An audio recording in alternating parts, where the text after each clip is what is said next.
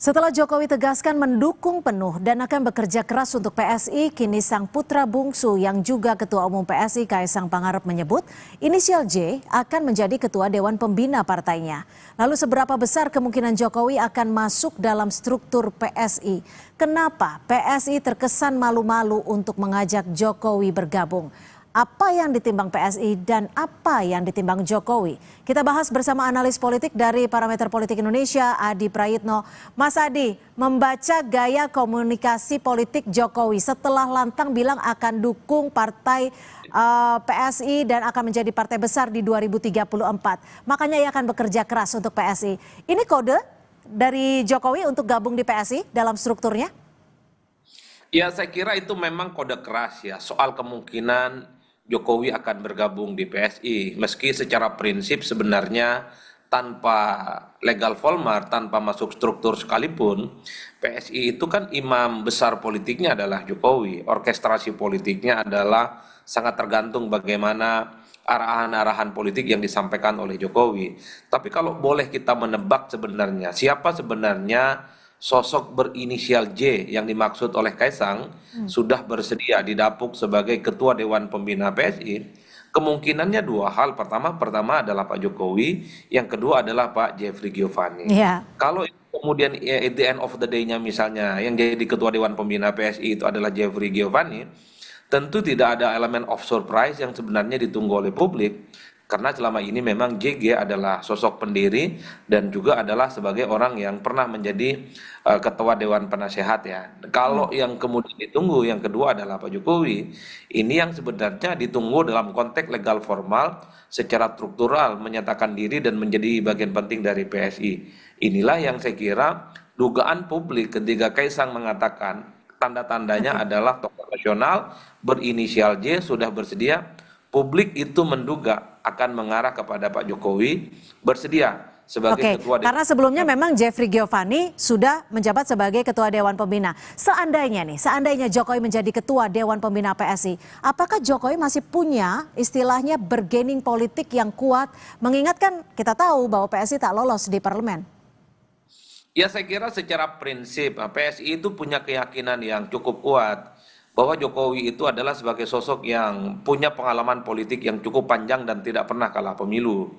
Di Solo menang wali kota, di Jakarta pernah jadi gubernur, kemudian menjadi presiden 2 periode. Meski kemenangannya itu tentu tidak bisa dilepaskan dari relawan-relawan dan partai pendukungnya seperti PDIP. Tapi sepertinya bagi PSI, apapun yang terjadi bahwa Jokowi itu masih dinilai sakti, masih dinilai punya magnet politik yang cukup signifikan.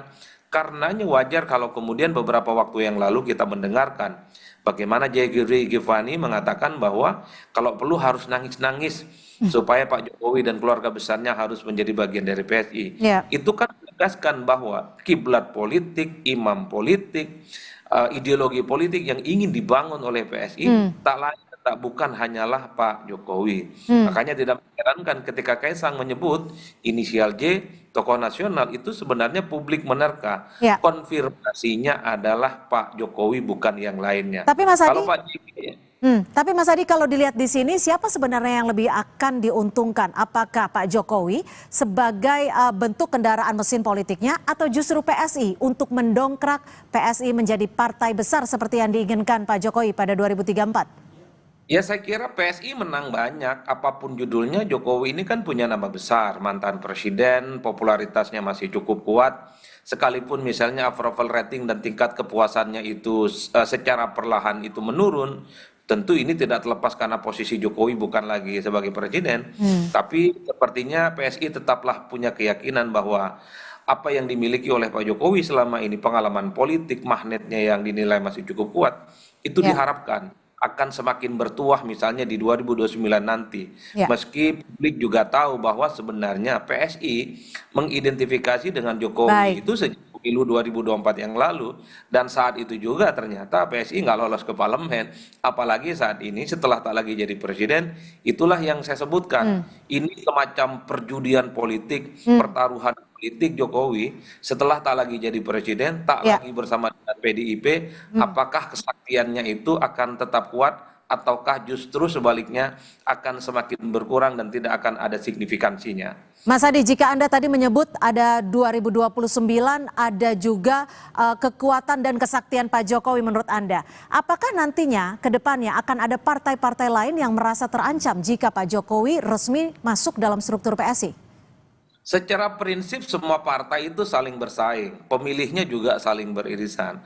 Tapi kalau saya membaca angka-angka politik dan kalkulasi secara umum, terutama pemilu pasca reformasi 99 hingga 2024, saya kira sistem partai politik kita dalam konteks pemilih-pemilih partai itu relatif solid.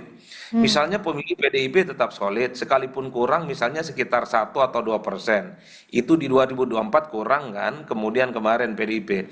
Begitupun dengan Golkar, begitupun dengan Gerindra, begitupun dengan PKB, Nasdem, kemudian Demokrat dan seterusnya, pemilih-pemilihnya relatif cukup solid. Itu artinya apa? Untuk mencari dan menyasar pemilih-pemilih partai politik yang memiliki basis konstituen yang rumit sebenarnya sulit bagi partai-partai politik yang baru untuk mendapatkan dukungan politik secara signifikan. Ya. Untuk kerja keras yang harus ditunjukkan kepada publik. Nah yang kedua, Cynthia, yang ingin saya katakan adalah ada kecenderungan partai-partai politik baru, terutama yang tidak lolos ke parlemen, pemilihnya itu tidak pernah naik secara signifikan. Justru kalau kita hitung pemilu pasca reformasi hingga 2024, perolehan suara partai-partai yang tidak lolos parlemen itu ada kecenderungan menurun memang secara signifikan.